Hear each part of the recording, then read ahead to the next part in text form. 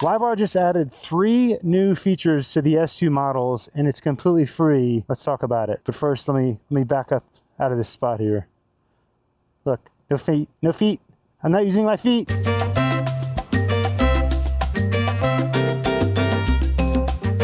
Now, I wouldn't go out and say that this is a complete reverse because it's not very powerful. I would probably call this like a reverse assist. So if you need a little bit of help moving the bike backwards on a flat surface, I mean, I guess it does work on inclines a little bit too, but it certainly makes the bike easier to maneuver in tight spaces or in flat spaces, or if you're maybe have a little bit of difficulty putting your feet on the ground when you're in the bike.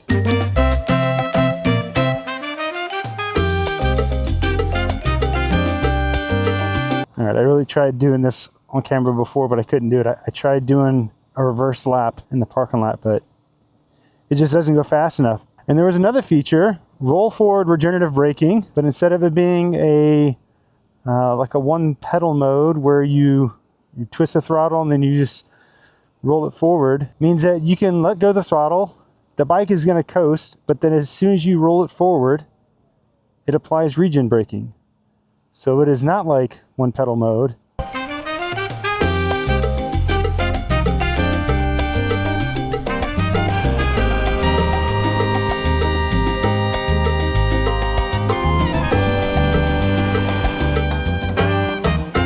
Looks like they added key on, which is another really important feature. They didn't even put that in the announcement. So right now I have reverse activated. And you can also see that I have on. That it starts recording the odometer once you turn the ignition on. I don't know, like if it resets after 5 minutes, like on the LiveWire 1, but that's really awesome that they have it here on the S2 platform. And why that's important is that, let's say that you wanted to reset your trip counter for whatever reason and you forget to do it, it starts recording that for you. So a very welcome feature, reverse work. So I have it activated, I'm at a stop.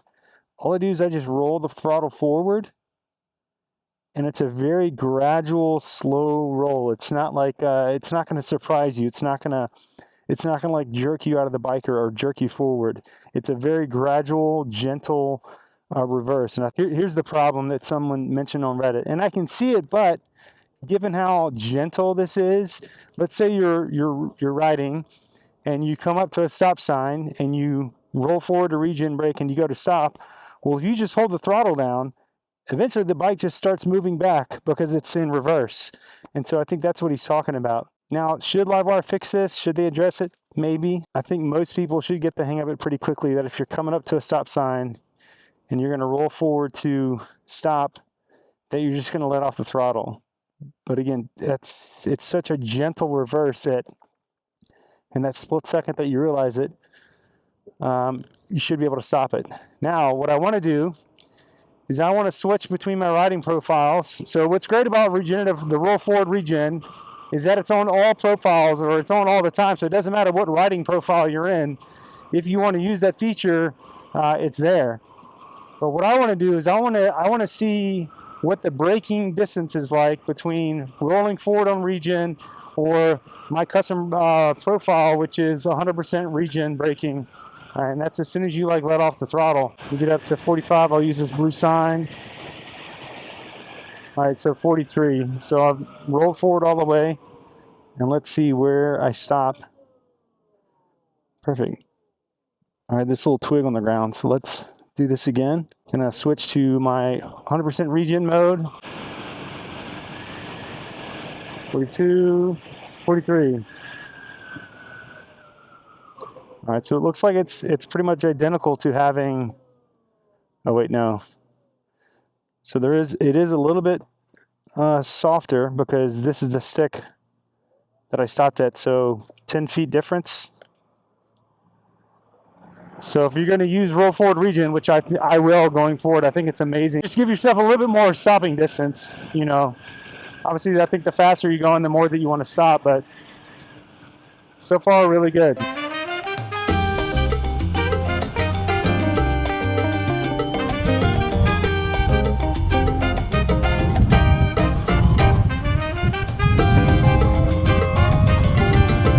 for the roll forward regen braking, I think there needs to be a setting so that you can adjust the sensitivity of it, because to me it seems like it's set probably around 90% strength, or maybe 80, but I mean, it could be 100, I don't know, but it's definitely not as aggressive as 100%.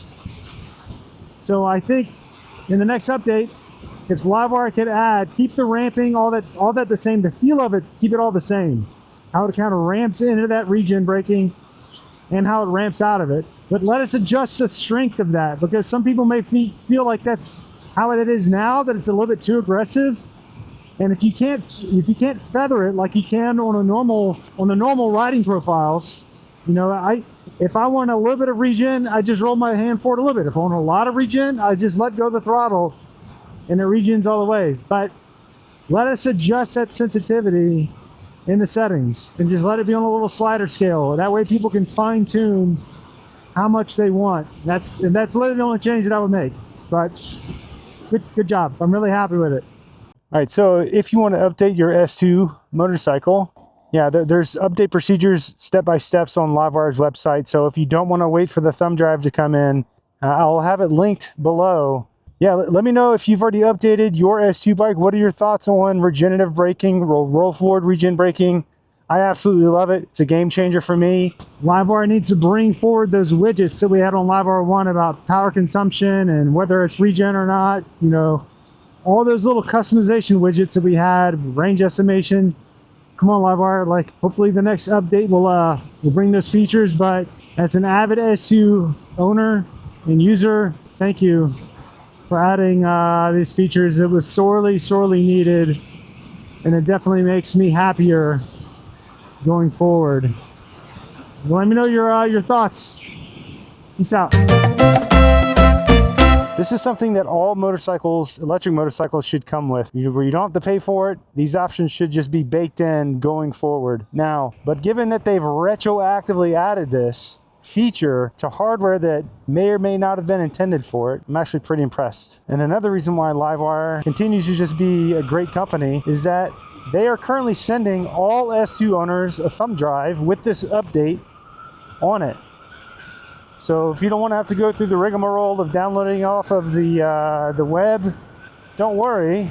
LiveWire is sending you the update to put it on your bike, or to update the TFT, the infotainment software, and that should force it to download the firmware over-the-air update.